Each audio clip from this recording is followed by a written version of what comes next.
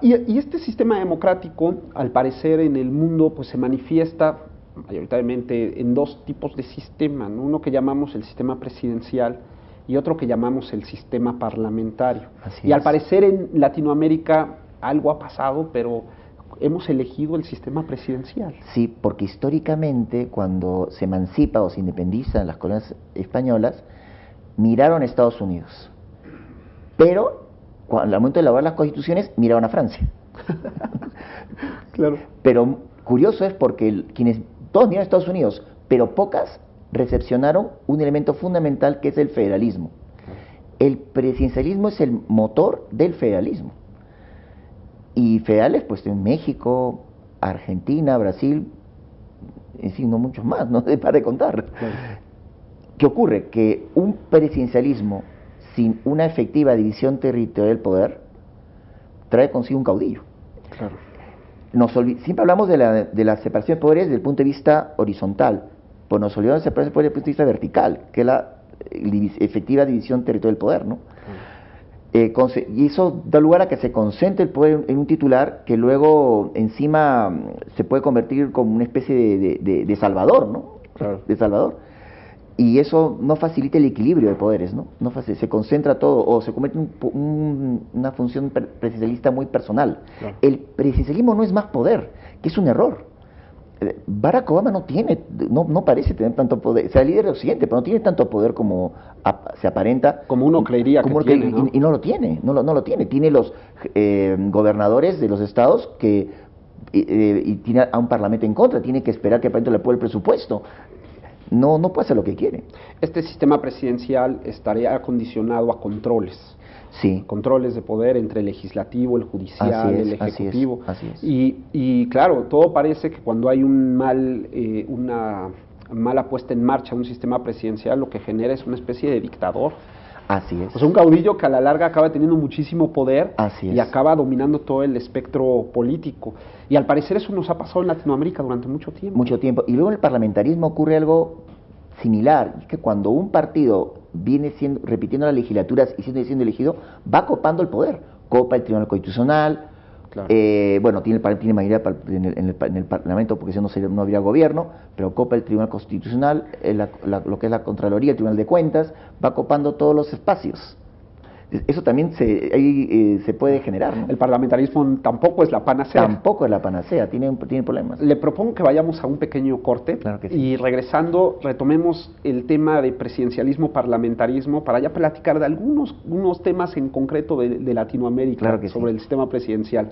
No se vayan, estamos teniendo una plática muy interesante con el doctor Carlos Hackanson, decano de la Universidad de Piura en Perú, hablando sobre el presidencialismo latinoamericano. Volvemos en un minuto.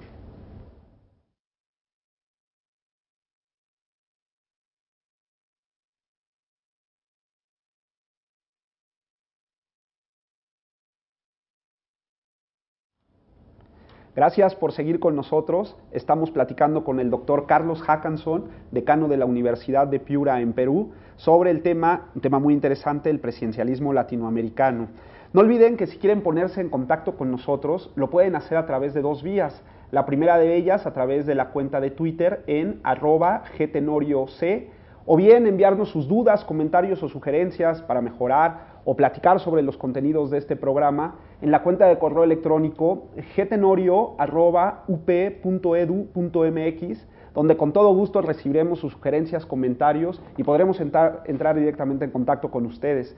Y doctor, pues nos habíamos quedado platicando sobre el tema de presidencialismo y parlamentarismo, ¿no? Y al parecer el parlamentarismo tampoco es la panacea, porque siempre que se discute sobre el presidencialismo en Latinoamérica, siempre e inmediatamente se toma la opción de tenemos que migrar a un sistema parlamentario, ¿no? Así es. Y eso me parece que también generará algunos problemas.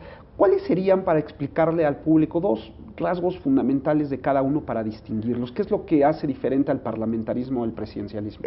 El parlamentarismo lo que busca es elegir un parlamento. Muy bien. ¿No? El ciudadano elige un parlamento y el parlamento, de acuerdo con las mayorías, la composición de mayorías entre los partidos, nombrará al primer ministro. O sea, el pueblo elige al parlamento y el parlamento elige al primer ministro, que es el titular del Ejecutivo. El pueblo no elige directamente al titular del Ejecutivo. Pero hay un problema, porque en la actualidad por ejemplo, los españoles, los alemanes, piensan que votan directamente a Merkel o a Rajoy, ¿no? Y que son los primeros ministros. Y no, en la práctica, en la cédula, votan por una lista. Claro. La lista de Merkel, la lista de Rajoy. Claro. Y el Parlamento, si ellos tienen mayoría, si logran tener mayoría, son nombrados primeros ministros, ¿no? Y el presidencialismo, en cambio, es el ciudadano quien elige en elecciones separadas y no coincidentes, en principio, porque hay excepciones, tanto al presidente de la República como al Parlamento. En Estados Unidos se mantiene tradicionalmente que el pueblo elige a las personas, a los compromisarios que van a elegir al presidente. El famoso colegio electoral. El colegio electoral, aunque en la práctica los americanos voten pensando en su candidato, votan por las personas que se comprometen a votar por el presidente. Es como una especie de paso intermedio. Me parece que es más formal que real. Así es. Y luego hay un tema también que a lo mejor sería oportuno. Al parecer siempre en los sistemas parlamentarios hay una división entre lo que se conoce como jefe de Estado y jefe de gobierno. Así es. Mientras que en el presidencialismo ambas. ¿No? En el parlamentarismo, digamos, tenemos al primer ministro nombrado por el Parlamento, pero un símbolo de permanencia, de unidad y de equilibrio es el jefe de Estado, ¿no? Claro. Que puede ser encabezado por un monarca, ¿no? O, como pasa en España, con Rey Juan Carlos, o puede ser encabezado por un civil, como ocurre en Alemania, ¿no? Claro, cuando decimos, y en Latinoamérica puede haber parlamentarismo, hubo casos, ¿no? Chile en una época tuvo un modelo parlamentarista, pero ¿quién será el jefe de Estado? ¿Cómo damos al jefe de Estado? Claro. ¿Quién es el jefe de Estado? Y luego, y el jefe de Estado hay que tener un comportamiento, una actitud, ¿no? No puede interferir en la labor del primer ministro. Claro. Bueno, para la modo de ser latinoamericano esto va a ser bien difícil.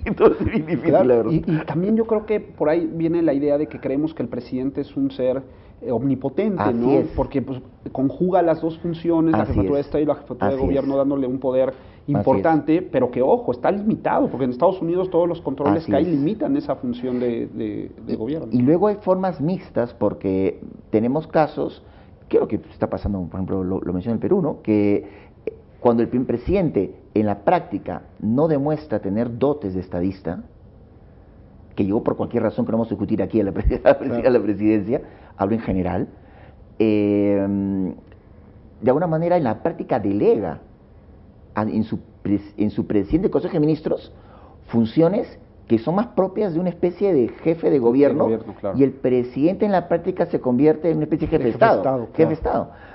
Esto no lo dice la Constitución expresamente, pero por ejemplo, datos. Si el presidente acude a la sesión del Consejo de Ministros, el presidente la preside. Pero si el presidente de la República no va, la preside el primer ministro. Puede ocurrir en la práctica que solo el primer ministro preside la sesión del Consejo y el presidente no. Y luego los actos del presidente de la República son refrendados por el primer ministro. Entonces, noto que puede tranquilamente el primer ministro llevar la rienda del gobierno y tiene un presidente que inaugura, clausura, declara, ¿no? Saluda, claro.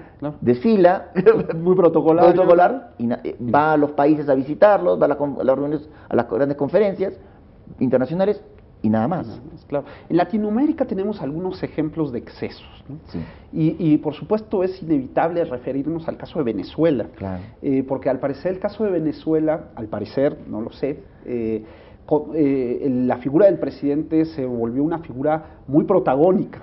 Sí. Y que ha absorbido buena parte de las funciones y sobre todo concentrado mucho poder de los otros poderes, sí. ¿no? El Ejecutivo se ha robustecido.